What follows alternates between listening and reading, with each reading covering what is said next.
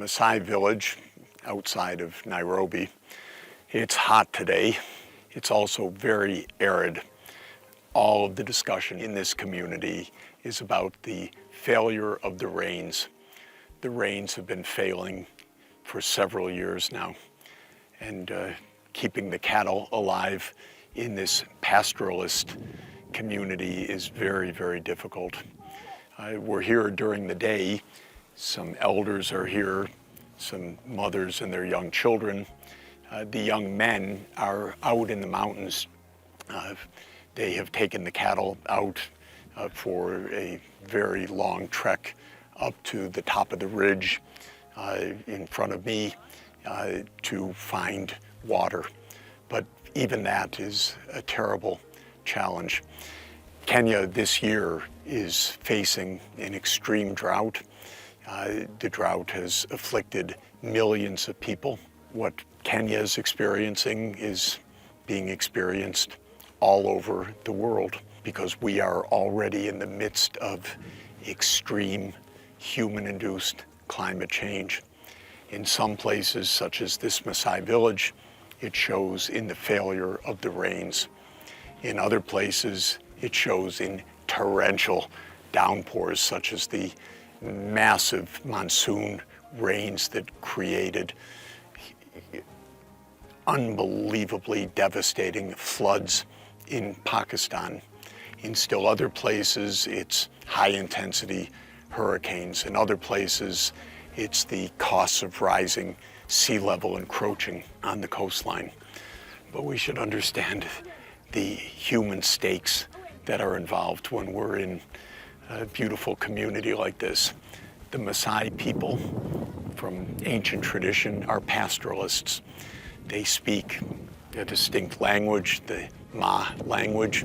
It's a Nilotic language, meaning that it originates in the Nile region of the Sudan and Ethiopia. People migrated here in the Masai hundreds of years ago. It's estimated that there are about 2 million Ma-speaking people maintaining their pastoralist traditions, living in arid lands. In arid lands where crops don't grow, people live on pastoralism, sheep and goats, and especially for the Masai people, cattle. It's always been difficult for groups like the Masai because they have their natural landscapes, and that's true throughout Kenya and Tanzania, but they have been pushed more and more from their natural habitats into more and more difficult terrains. When the national parks were created in the 1940s and 50s and 60s, where the Masai people were living, it was thought, well, that their villages would not be compatible with the natural preserve. That was not right, but that was the thought. So the Masai were moved to more difficult locations. We're in one of them. This village is around 15 to 20 years old. People are settled here, though the pastoralist life continues with the cattle, the sheep, and the goats. But now the struggle is a struggle for survival against a changing climate. Everything is a bit difficult. The schools are between 2 and 3 hours walk for young children, each direction. In this way, the basic needs when the community urgently must buy something is also hours walk for the women typically.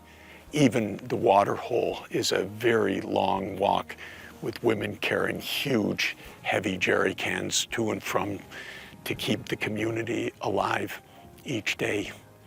We noted the glimmers of technology, though, that always show what could be done at such low cost. A couple of the young women with their mobile phones, and how are those phones being charged in this expanse? With a little solar panel sitting on the top of one of these huts. and that is the basis for charging the phone.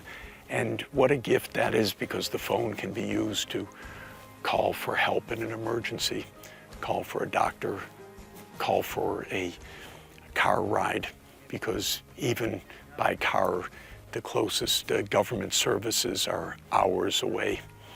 So we're seeing life, its stunning variety, a traditional people, very proud, a very strong tradition, but now trying to survive the changes and the devastations of human-induced climate change. It's a privilege to be welcomed into a community like this, and I feel very grateful for the chance to meet the people here and to discuss their situation and their circumstances and what might be done to help them.